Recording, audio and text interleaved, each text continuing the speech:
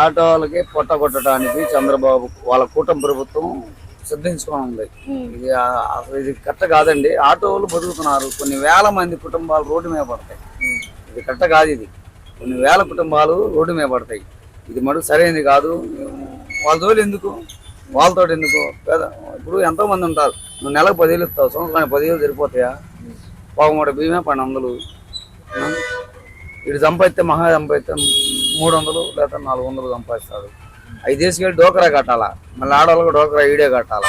వాళ్ళు పనులు లేవు, పాలు లేవు, మన మెరగాళ్ళకి రేటు కూడా లేదు. అనవసరం. ఇది మటుకు వేస్ట్ పిల్లలు. చంద్రబాబు చేసింది వేస్ట్ పిల్లలు. మాకు నచ్చలా. రేపు మటుకు ఓటు ఒక్కడేడు.